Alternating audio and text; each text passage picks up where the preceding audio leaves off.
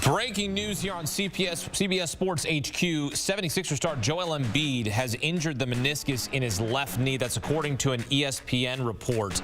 The reigning MVP was injured during the fourth quarter of Tuesday's loss to the Warriors. 76ers say that Embiid will be out through the weekend while a treatment plan is finalized for the seven-time All-Star.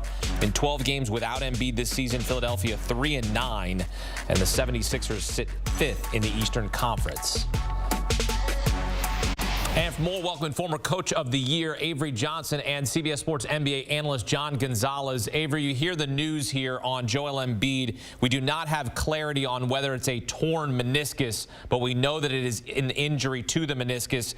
This is multiple injuries to both his left and right knee. You know that he has dealt with multiple foot and knee injuries throughout his career.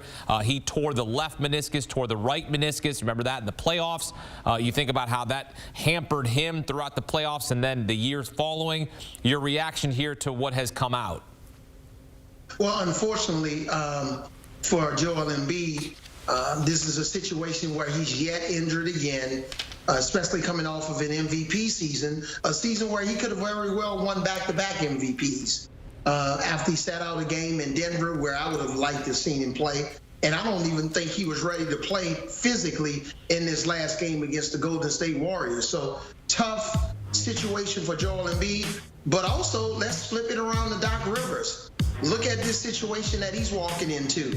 A team that was second in the Eastern Conference, third in the entire NBA in terms of record. He's 0-2 with the team since he's taken over, and now the MVP of the NBA, not just his best player, but the reigning MVP of the best of the NBA is now very questionable about his future, of whether this is going to be a weekly type deal. And as you said, we don't want to hear the word torn. They're just saying he's injured right now, because we hear the word torn, then his season is over. John, when you hear this news that Joel Embiid has suffered a meniscus injury, what do you think? And I'm not asking you to play doctor here, but you have followed this team. You have followed Joel Embiid's career exclusively. When you think about what has to go into this and the plan that they have to finalize, how will this process work out for Joel Embiid and the team doctors? Yeah, I mean, you hear the news and you wish you could be surprised about it, but we've been here a million times, right? I mean, unfortunately for Joel Embiid, this keeps happening to him over and over again in his career. It's a huge blow to him. It's another blow to the Sixers in a season when, after they jettisoned James Harden, people were wondering how this team would look. You bring in Tyrese Maxey as the lead guard, the 1A option to Joel Embiid, and the team was flying for much of the season. You know, they didn't have Joel Embiid for a few games, but when he's been on the court, he's been excellent. A season even better than the campaign that he was having last year when he won MVP. So to see him go down with another knee injury is just really brutal. You hope for the best, but given the history here, it's hard not to be, I guess, pretty bummed out if you're the Sixers and Embiid, because we've seen this before, and it rarely goes well for him after you hear the words knee and injury. So thoughts to Joel Embiid. You hope that he gets the treatment that he needs, that it isn't torn, as Avery mentioned, but this is a brutal development for the Sixers and Joel Embiid. Yeah, he suffered a torn left meniscus in 2017. Then he suffered a torn right meniscus in 2021, along with the multiple foot injuries he's dealt with throughout his career, being 7 feet tall. Avery, when you look at this injury, you've been around the NBA for your entire career, for a lot of your adult life. When you think of this injury, in terms of the return from an injury like this, if it's not torn and we're just going to rehab it, if you're the 76ers, what are we talking about in terms of a timeline? Well, the timeline still varies because you just don't know the severity of it, even if it isn't torn. And everybody's body reacts differently. So I would imagine if it's not torn and it's not, one of the higher graded meniscus injuries, then hopefully he'll be back in, 3 weeks. But again, I'm just really concerned about this injury because you had the record up when Joel Embiid is not in uniform. This team is 3-9. So you can only imagine every 12 games the rest of the season, they only win 3 games. then this team will crash and burn. And this is a situation, again, that Doc Rivers has walked into. And I mean, not Doc Rivers, but this is a situation Nick Nurse has walked into. And you would hope for the best. All right. Well, Avery, we have got new details since we have been on the air here. Our Bill Ryder, CBS Sports NBA insider, is reporting that it is a torn meniscus for Joel Embiid. So he has suffered a torn meniscus in his left knee, an injury he has suffered before. Avery, now that you know the news that it is in fact a torn left meniscus, what do you make of that now that it has come from one of our sources? If it's a torn meniscus, his season is over. This season is over. He's done. Unless there's some miracle treatment out there that I don't know about. Historically, you know, with where we are in February, I would highly anticipate if he can return this year.